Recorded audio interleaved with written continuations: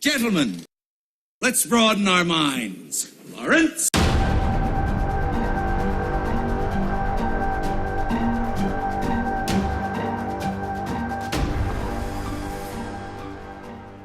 Alright, so on to television. Yep, some television. Alright, so you wanna take... I didn't watch Voltron. You didn't? No, I didn't, so you can just fill me in on it. Alright, so... You watched 6 and 7. Right. Okay. Yeah. So, spoilers for Voltron if anybody, isn't caught up to episode 7. At this point, basically, each episode picks up right where the last one left off. Mm-hmm. Like, sometimes they go a little bit further down the line, but it's never too far. So, these 2 episodes really kind of touch on Hunk and him wanting to go back to save that alien race that he found on Balmera, I think it was. The little aliens?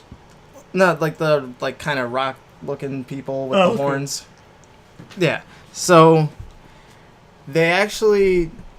on their way there, because he goes back and meets up with all Team Voltron, and they reinstall the crystal and everything's back up and running. Turns out the entire castle is a spaceship, so that's their command center. They're flying it through space, liberating people from the Galra or whatever.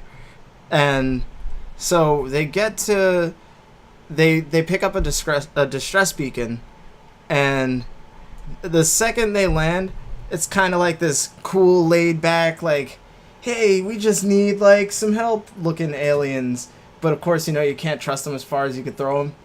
And the whole time I was watching the episode, I'm like, why? I get that they want to help people, but it's it's 2 people here versus an entire freaking galaxy. Are we really going to make this pit stop and, waste time with them? Because clearly they're going to betray you. And they do. And the whole time I'm like, this guy, though, his voice sounds really familiar. It was Norman Reedus. Oh, really? Yeah. I think that he should do way more voice acting. Because... Did you know it was him? I had looked it up afterwards. Because I was trying to figure it out. I'm like, why does this voice sound so familiar? But, he wasn't doing kind of the down and dirty southern voice that he does in, The Walking Dead. He actually sounded... good and clean. It's just this is what I need. I need Norman Reedus doing voice work, and I need him doing something that isn't The Walking Dead. Because that show is really just grinding my gears. I can't put up with it for too much longer. I'm gonna watch 3 episodes of the next season, and then hopefully it gets better. If not, I'm done. But I'm really excited to see what Norman Reedus does outside of The Walking Dead, because if this show is any indication, I think he'd be perfect for voice work. Okay. So, yeah, they get betrayed. Norman Reedus and his weird alien girlfriend steal the Blue Lion. They get it back. They go after Shay and try and save them. They get trapped there. Pidge finally tells everyone she's a girl. So I feel like it keeps getting revealed every episode. It's just I'm a girl. Now we get the backstory on why I pretended to be a boy. Now I'm going to tell everyone I'm a girl. So we're kind of getting bogged down a little bit on the whole Pidge thing. I think they're focusing a little bit too much on her. But, as a whole, I still enjoy the show very much. And I'm surprised that there isn't as much Voltron in a show called Voltron. Because in these 2 episodes, they only Voltroned up once.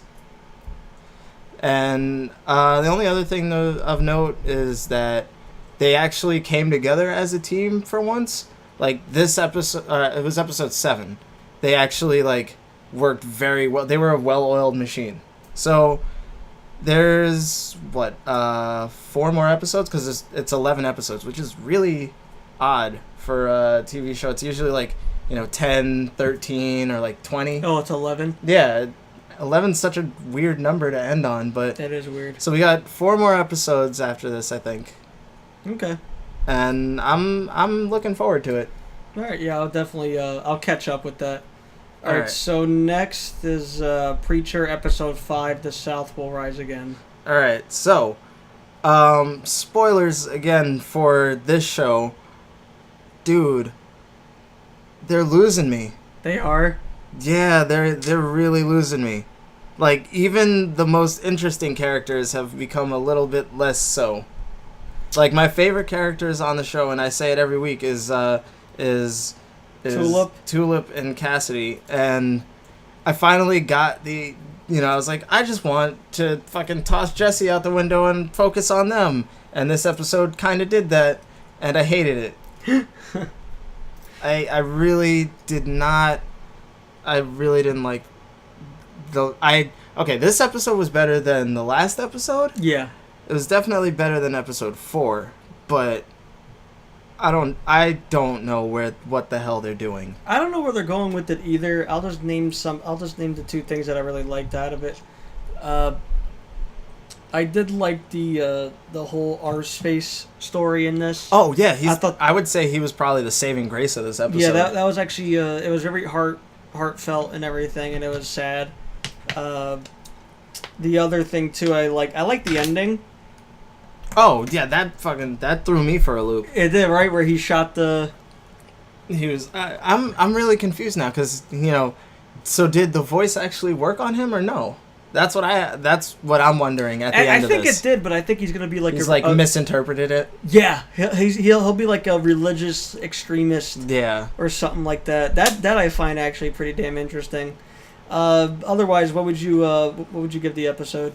This one I'd say, I don't even remember what I gave last week's episode, but this one I would say is probably like a 6.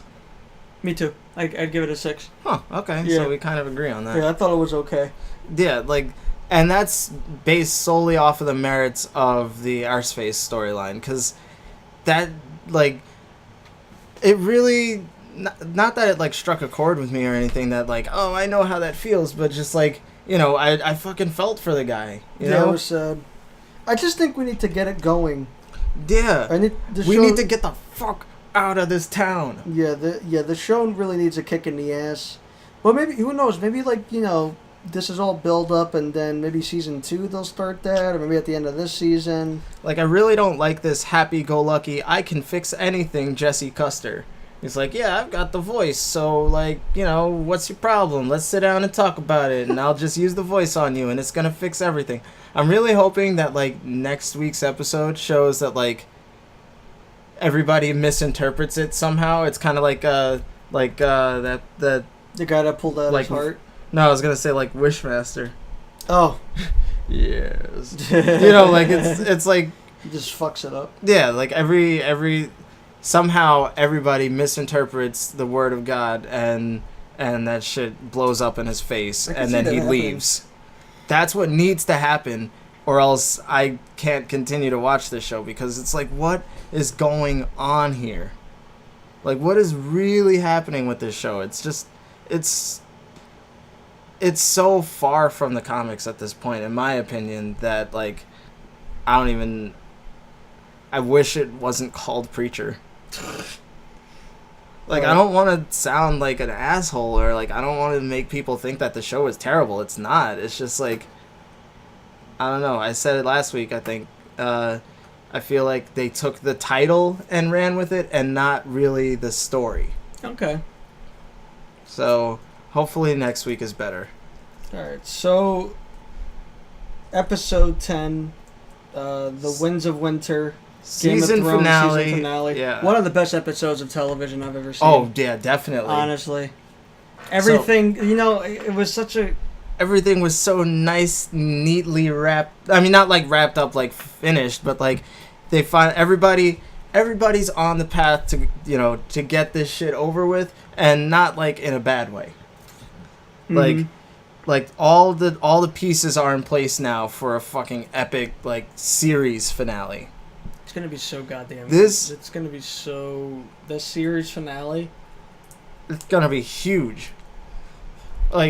I got together with a bunch of friends, and we were watching the show, and I told you this the other day.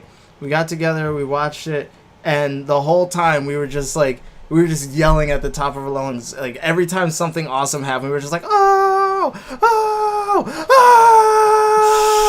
oh. It was so good. It was good. Like, from the opening moments of the episode, I was like, this is gonna be good.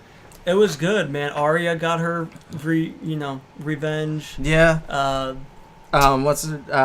Cersei, Mad Queen. Yeah, she got her revenge. Dude, that was really like the music and everything. The soundtrack on this episode was like so like people have been like downloading it and stuff. Yeah. They love it. But like she had like all of her eggs in one basket. Yeah. To blow up.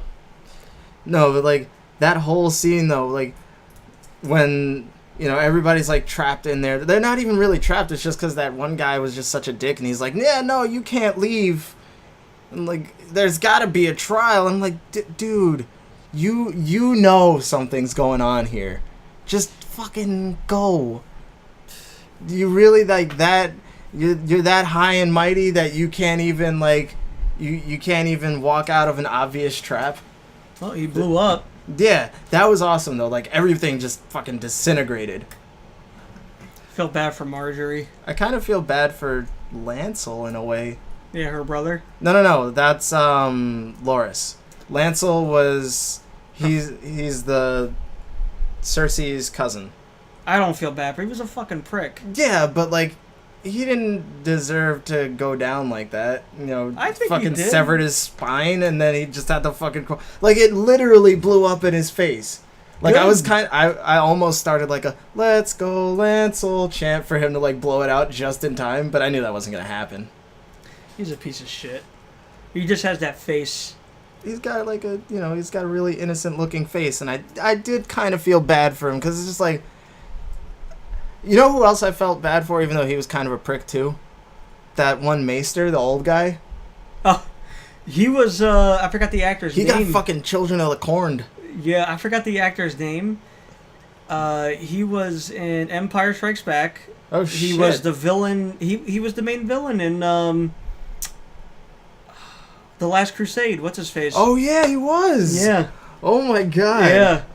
Good career. Yeah. Really good career. But yeah. So, this episode further reinforces, I'm pretty sure I said it last week, further reinforces the fact that there's clearly teleportation in Game of Thrones. Oh, yeah. Did you see the video about that? Well, Varys just fucking... I'm not very good with sound effects, but he just literally pops up in fucking places. No, he was like, "All right, I'll be right back," and then they played the Superman theme, and you just saw him like, oh yeah, okay, fly around the earth. He literally that kind of threw me off. I went, "Oh," like he just shows up in Dorne, and then somehow makes it back to Marine before Dany leaves. Like how? Is it that far? Yes. He has to. It's like crossing from. It's like sailing from the U.S. to like frickin' Europe. Maybe there's underground tunnels. All the way underwater too, just fucking all from Westeros to Essos. Yeah, maybe totally. he took one of the dragons. I doubt it. Yeah, me too. I'm just fucking with you. I don't know, but like this episode was. Wiener. This episode was so good, and that was Jon Snow. Yeah, I don't. King of the North. The White Wolf. That was really funny though. How what's his name? Littlefinger was like, he's like, all I've ever wanted. Or hang on, I have to whisper. All I've ever wanted was to sit on the Iron Throne with you by my side. And she was like, no. Yeah, right. Sansa pushed him away. Like, you were in Scorch Trials. Gross. But what's the name of the little girl again? I forgot. Oh, Lyanna Mormont. Yeah, I was making. Somebody give that girl an award. I was making a joke earlier. I was like, imagine if like, you invite a friend to like a concert or like a bar and they don't show up. They're like, I wish I went to that concert. You refused to call. She's like, he came to you in his time of need, and you refused the call. That was like make a good ringtone. I was refused to call. John needs to put. I mean, I'm sure Davos is already on his small council, but like Davos John is needs the to have shit. John needs to have Davos and that little girl like on his small council. They need to be like the deciding factors on every decision, because I don't know how this little 10-year-old girl is so good with, one, motivational speeches, two, battles. I mean, not battle strategies per se, but like she was there at the freaking at the Battle of the Bastards. Mhm. Like, somebody get this little girl an award, because first off, her acting is amazing. It is. Like, I'd follow. Usually you'd find kids like that annoying or unbelievable. Yeah, But, put her in more shit. Oh yeah, she was good. Yeah. Refuse to call. How about that whole thing between Davos and Melisandre, though, that he finally confronted her about Shireen? That was great. He was like, I love that little girl like she was my own. You know who would play Davos now? Michael Jackson. I'm not gonna touch that joke. I'm gonna move on, though. I think that this I'm is. kidding. I love Thriller. I think that this is setting up Melisandre to end up somehow meeting up with Daenerys, because, you know, they set up the whole thing with like Daenerys getting, or at least Tyrion getting, the support of like the Red Priestess or Red Priests in Essos. Mm-hmm. So it would make sense, since they have Melisandre riding south. Chances are, because I'm assuming Varys went and secured some kind of alliance between the Dornish and the Targaryens. Yeah. So if Refuse to call. Sorry. if Melisandre makes her way down to Dorne, and that's where like Daenerys finally ends up in Westeros when she finally gets there, I'm pretty sure, you know, I guess Melisandre will probably switch sides, or technically she'd still be on the same side, I guess. I don't know. Oh my god. She put a spell on you. But it's weird because she's like an old lady. Yeah, I just look at her and it it's doesn't like, matter, because ugh. what's her name? The actress Therese Van Houten is fucking gorgeous. Who do you think played that role? Her grandma? That'd be weird. Granny, No. get naked. Please Okay. no. No, but like, You know what she kind of reminded me of when she was the old lady? hmm. Bill and Ted, bogus Oh, bogus journey, yeah. when Bill was the grandma, was his grandma. I want to pinch your cheek. So gross. Oh, but I was gonna say the last thing So the last thing I want to touch on for this, or there's two more things actually. I mean, it's all pertaining to the North, but so we got this season. We got the return of Benjen Stark as pretty much cold hands from the books, and confirmation that dead things can't go beyond the wall. But, and I'm pretty sure we talked about it during the one of the past episodes. Now that Bran's marked by the Night King, I think that once he goes through, you know, once he gets to the wall and goes through it, he's either gonna touch it or go through it. It's just gonna come down. Right. I'm pretty sure that's what's gonna happen, like, next season. Yeah. Let's touch on the parents of Jon Snow. Oh, okay. Forgot about that. That's So huge. R plus L equals J was most likely confirmed, or at least we know that the L is most definitely Lyanna Stark. I mean, was that any surprise to anyone that it was? It wasn't, but it was nice to see it come to Yeah. fruition. I was just really annoyed though when like Ned comes, he finally gets to her and she just starts whispering in his ear. I'm like, are you fucking shitting me? I thought they were gonna end it there. I was happy when, you know, the reveal happened. I mean, technically, even still, there hasn't been any real confirmation. It's heavily implied. But it's pretty cut and dry. It has to be. So, spoilers, like really, really heavy spoilers here, potential spoilers, for those of you who don't know the R plus L equals J theory. Essentially, the way that all pans out is that back before, like, the actual Game of Thrones started, during Robert's Rebellion, like, the whole the jump-off point for Robert's Rebellion was because Rhaegar Targaryen took Lyanna Stark apparently hostage, and they went off, and he may or may not have raped her, but people are speculating that they were actually in love, and he whisked her away, and they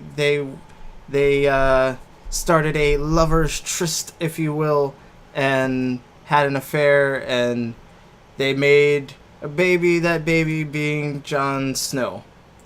So when Ned finally made it to the Tower of Joy, as Lyanna Stark laid there dying, she said she made him promise her, and now we pretty much know that the promise is for Ned to protect Jon in any way that he can, because he's actually a Targaryen.